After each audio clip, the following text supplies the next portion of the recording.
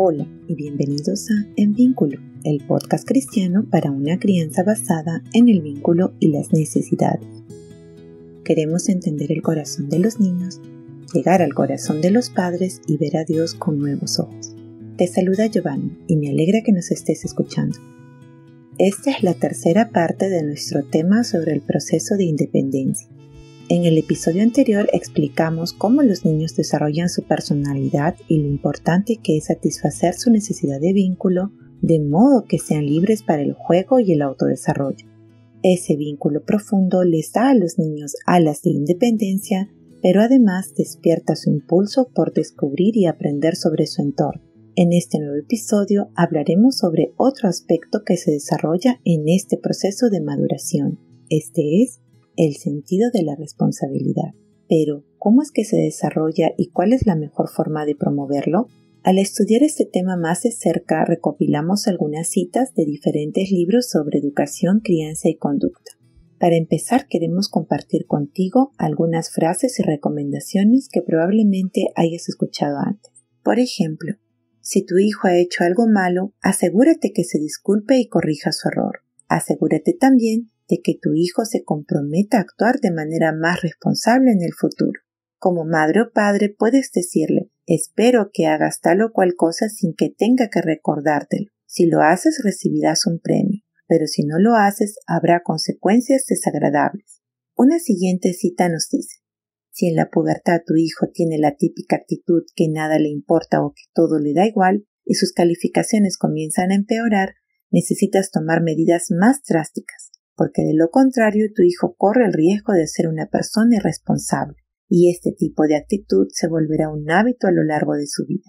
Puedes, por ejemplo, quitarle sus aparatos electrónicos, prohibirle que se reúna con amigos y que lo visiten hasta que mejore sus calificaciones. Después de pasar por tal experiencia, tu hijo de seguro deseará actuar de forma responsable y cuando sea adulto, se reirá de esto y afirmará que era exactamente lo que necesitaba. Fin de la cita. ¿Y tú, qué opinas sobre estos consejos? Sofía, quien es madre de 2 niños, nunca escuchó algo diferente a esto, y hasta hace 2 años pensaba que estos consejos eran la absoluta verdad. Ella pensaba además que este era el único camino, pues los niños normalmente no quieren tomar responsabilidad de sus deberes y menos aún de su mal comportamiento, ¿cierto? Comencemos respondiendo las siguientes preguntas. ¿Qué significa trabajar y por qué los niños que aún no han madurado no comprenden su significado? Pues si queremos describirlo de forma gráfica, podemos decir que trabajar significa que vemos una hermosa meta frente a nosotros, la cual solo puede ser alcanzada con una cierta cantidad de esfuerzo o tal vez incluso con sacrificios poco agradables. Estos son 2 pensamientos opuestos. Los niños menores de 5 años aún no han alcanzado la madurez necesaria para entender y procesar estos 2 pensamientos opuestos al mismo tiempo. Entonces, si le explicamos a nuestro hijo que su habitación se verá bien cuando esté limpia y luego le preguntamos, ¿quieres tener una habitación ordenada, verdad? Su respuesta podría ser afirmativa, pero tan pronto como se enfrente al trabajo que hay que realizar, su objetivo se desvanecerá y no tendrá más ganas de hacerlo. Responsable de esto es la corteza prefrontal, pues ésta aún no ha madurado como para que el niño pueda comprender lo que significa y conlleva trabajar. Así que mientras los niños no puedan comprender el concepto de trabajo, nosotros los ayudamos con las tareas, haciéndolas, por ejemplo, parte del juego. Pero primeramente debemos asegurarnos que las necesidades emocionales de nuestro hijo estén cubiertas. No podemos, por ejemplo, darle una tarea justo después de haber regresado de la guardería o la escuela, pues lo que realmente necesita en ese momento es nuestra cercanía, nuestra calma y nuestra atención.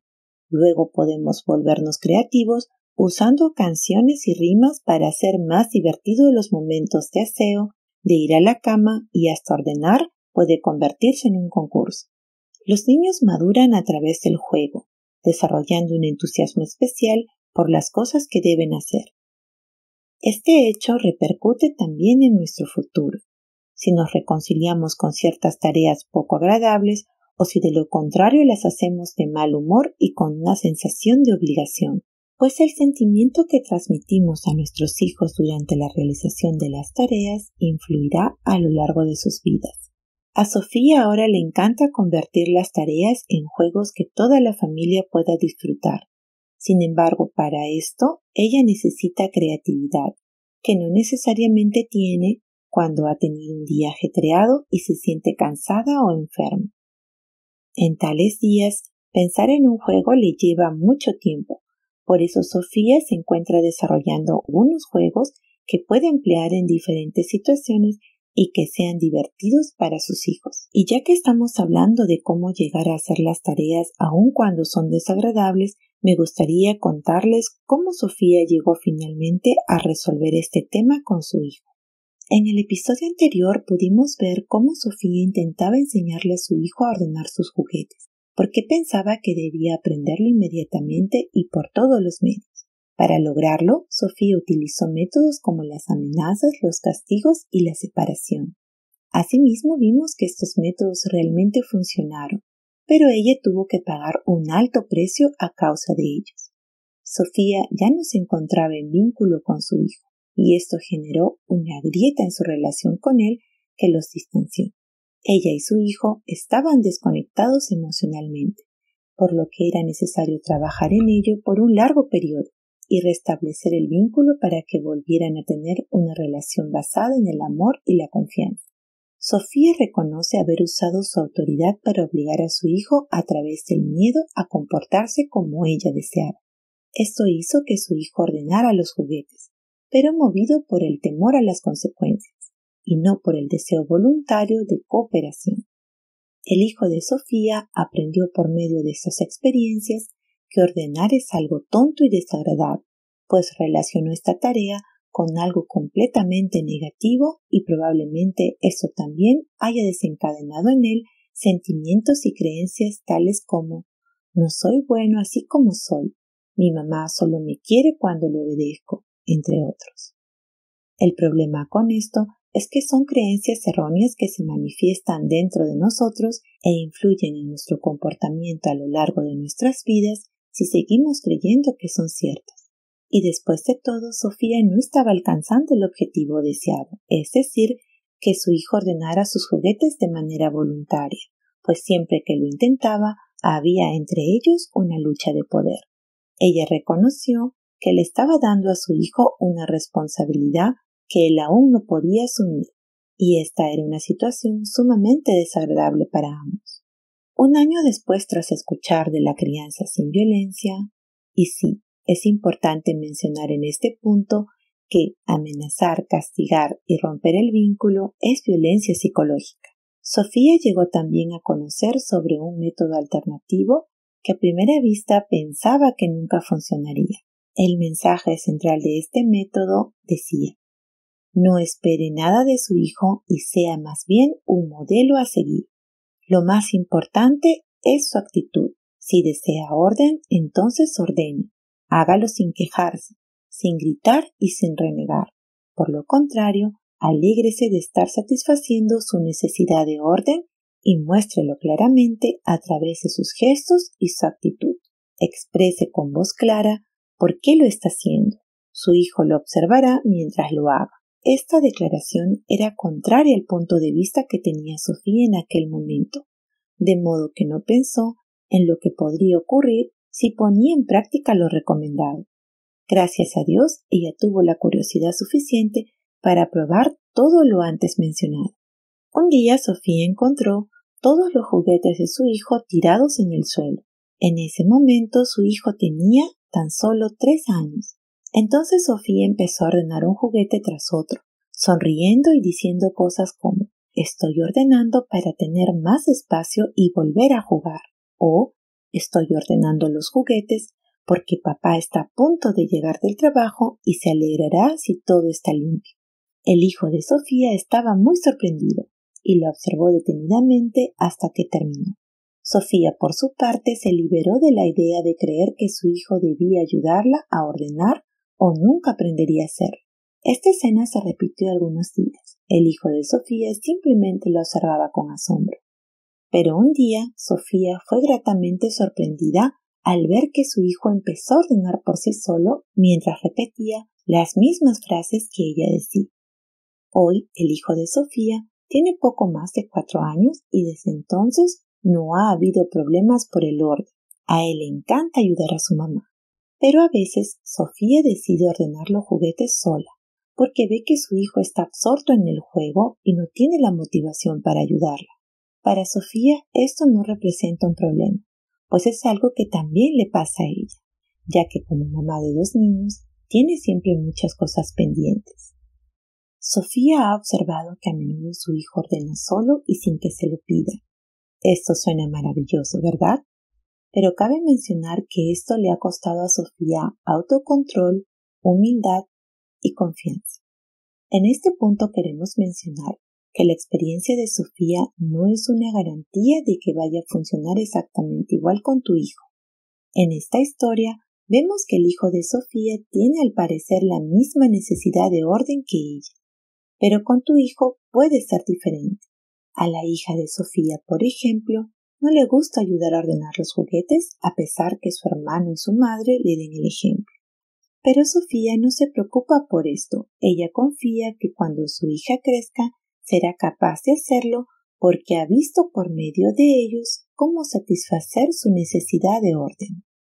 Es importante ver a cada niño de manera individual, pues cada ser humano es único y diferente al resto. Al hijo de Sofía, por ejemplo, le gusta ayudar a ordenar los juguetes, mientras que a su hija le gusta guardar la ropa limpia en los cajones. Fíjate bien en lo que tu hijo quiere hacer para ayudarte y no en lo que tú quieres que haga. Sin embargo, algo que tienen en común todos los niños es que quieren contribuir al bienestar de su hogar y de su comunidad. Ellos están dispuestos a cooperar voluntariamente, es decir, a trabajar en equipo. La experiencia que tuvo Sofía con su hijo, aplicando los consejos de esta nueva forma de crianza, ha jugado un papel clave en su vida que aún hoy la conmueve. Estas nuevas pautas de crianza le enseñaron a Sofía muchas cosas nuevas, pero sobre todo a convencerse que la violencia no tiene cabida en la crianza. A partir de ese momento, Sofía se decidió por una crianza basada en el vínculo. Sofía menciona además que no podía ni puede imaginarse a Jesús criando niños con violencia. Para Sofía, hoy es importante trabajar en ella misma y en su manera de reaccionar, pues desea ser un ejemplo para sus hijos y enseñarles de esta manera lo que espera de ellos o lo que desea para su futuro. Los niños no nacen por decisión propia. El Dr. Gordon Neufeld, especialista en el desarrollo infantil, tomó la imagen del copiloto en el auto para describir este hecho, pues al igual que un niño pequeño, no puede tomar decisiones por sí mismo ni elegir. A medida que el desarrollo de su individualidad avanza, el niño tendrá el impulso de tomar el control. Al principio solo podrá hacerlo de forma muy limitada, pero entre los 5 y los 7 años, si las condiciones son buenas, querrá tomar sus propias decisiones y esto incluye querer asumir la responsabilidad por ellas. Solo con la madurez llega el verdadero sentido de la responsabilidad, que surge desde dentro. Esto no puede ser forzado ni entrenado. Por el contrario, la coacción solo despierta una actitud renuente, y esto ocurre tanto en niños como en adultos. Sobre este tema hablaremos en un próximo episodio. Entonces, cuando un niño vaya a la escuela, necesitará tener la madurez suficiente para esforzarse y alcanzar su meta. Pero, ¿qué sucede con los niños que no han podido madurar lo suficiente y luego tienen que ir a la escuela en donde les piden esforzarse para obtener buenas notas? Ellos no pueden entender este proceso en absoluto, especialmente si no tienen la energía y la curiosidad de aprender. Es decir, no pueden entender la relación entre hacer cosas desagradables como las tareas para obtener buenas notas. Este es un problema bastante grave y al presionarlos solo empeoramos las cosas. El niño obviamente está actuando de manera irresponsable, pero porque en realidad no ha tenido la oportunidad de tomar el control de su vida y no ha aprendido a tomar responsabilidad. Cuando un niño no ha pasado por este proceso de madurez, ni siquiera entenderá por qué es responsable de sus malas calificaciones, sino que se verá más bien como una víctima y culpará al profesor o a la asignatura, pues éste aún no está en el asiento del conductor y no puede tomar decisiones de las cuales se haga responsable. Esperamos haberte ayudado a entender mejor cómo puedes guiar a tu hijo a desarrollar su sentido de la responsabilidad por medio de un vínculo sano. A continuación, y para que puedas entender mejor este tema, queremos llevarte a una situación de la vida cotidiana. Imagínate que tu hijo de 4 años ha tirado la taza al suelo y todo se ha mojado. ¿Cómo reaccionas normalmente? Le dices tal vez algo como: tendrás que limpiar eso tú mismo. Quien hace algo así tiene que solucionarlo. Esta es una forma habitual de enseñarle a nuestros hijos a ser responsables. Pero quiero preguntarte algo. ¿Quién se ha hecho cargo y se hace responsable de tus faltas? Creo fervientemente que tenemos un Dios que ha asumido todas las consecuencias de nuestras faltas, de manera que no nos sintamos solos y sin esperanza. Dios no nos abandona en el valle oscuro de nuestras faltas y pecados para que nosotros mismos solucionemos el daño. Por el contrario, la certeza de que Él perdona nuestras faltas y nos libera de esa carga es lo que nos permite madurar y tomar responsabilidad sobre nuestras vidas, dándonos las fuerzas y también el deseo de reparar el daño ocasionado o pedir perdón. Es importante entender que Dios nunca nos deja solos y eso es exactamente lo que queremos enseñarle a nuestros hijos, ¿cierto? Pero entonces, ¿cómo tener una actitud correcta ante una situación como esta? ¿Y cómo podemos enseñarle a nuestros hijos a tomar responsabilidad sin romper el vínculo con ellos? En nuestro próximo programa responderemos a estas preguntas y estaremos profundizando en este tema. No te lo pierdas. Muchas gracias por escucharnos y si este tema ha sido de bendición para ti, ayúdanos a compartirlo con más personas.